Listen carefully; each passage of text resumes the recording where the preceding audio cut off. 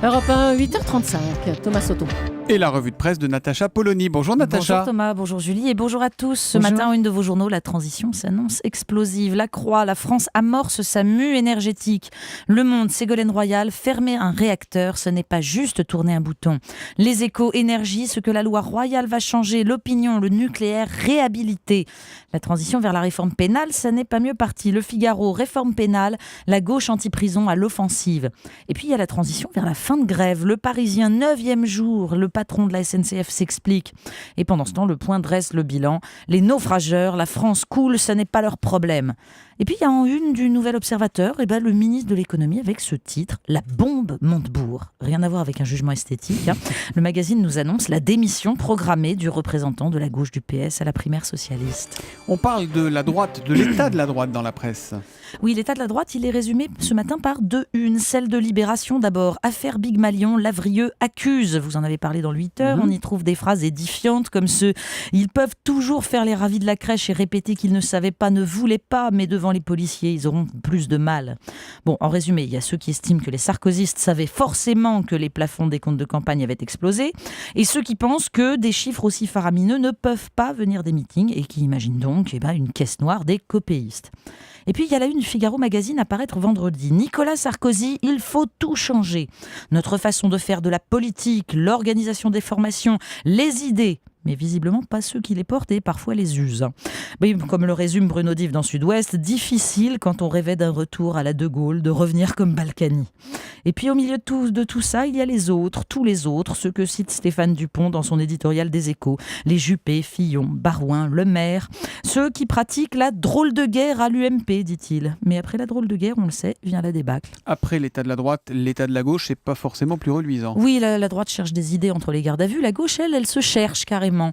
Une pleine page dans Le Monde se demande si c'est Manuel Valls et son social-libéralisme qui constituent l'avenir. Une gauche donc qui pratiquerait une politique économique de droite et abandonnerait la tentation hollandaise de ménager son aile gauche.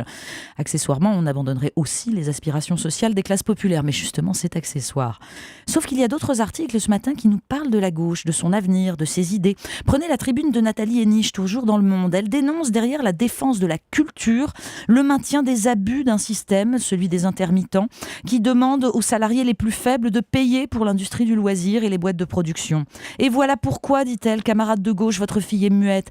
Parce que c'est au nom des valeurs de la gauche qu'agissent aujourd'hui, en toute bonne conscience pour certains, en toute duplicité pour d'autres, ceux qui incarnent non plus les forces de progrès, mais les forces de conservatisme, de blocage et finalement d'exclusion.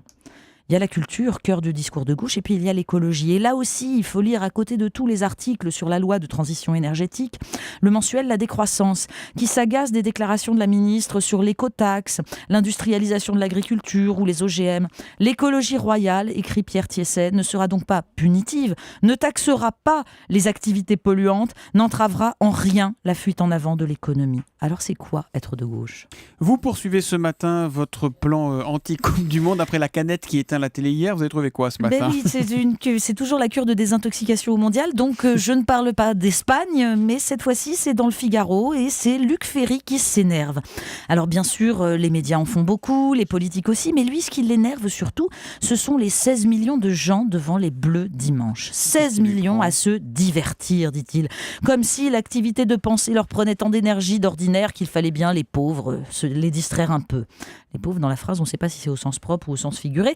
Et quand il évoque les supporters qui, dit-il, ne brillent ni par le goût ni par l'esprit, mais témoignent en revanche d'un chauvinisme aussi impressionnant que leur capacité à avaler de la bière, on rêve de lui offrir le texte de Jean-Claude Michéa, les intellectuels, le peuple et le ballon rond. C'est sur le foot comme sport populaire et pas populiste, justement. Il est un peu tendu là, Luc Ferry. Oui, il est tendu. Le Monde nous emmène à Tombouctou. Oui, ça c'est une petite note d'espoir puisque Le Monde consacre une pleine page à la reconstruction des mausolées de Tombouctou détruits par les djihadistes maliens. Et à travers ce chantier, c'est toute une population qui reprend possession de son patrimoine, de ses modes de vie et de son islam éclairé et pacifique.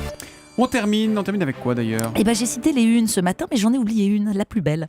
Vous la trouverez demain dans Le Parisien Magazine, qui nous avait déjà offert Arnaud Montebourg en marinière, Ségolène Royal en liberté guidant le peuple, et qui nous offre Laurent Fabius en Monsieur Météo, en nœud papillon devant une photo satellite, c'est croquignolet, et les Français qui le verront un peu plus éveillés, mais à peine, que lors des réunions diplomatiques en Algérie, seront ravis de le voir se battre pour le climat, puisqu'en fait c'est ça le but.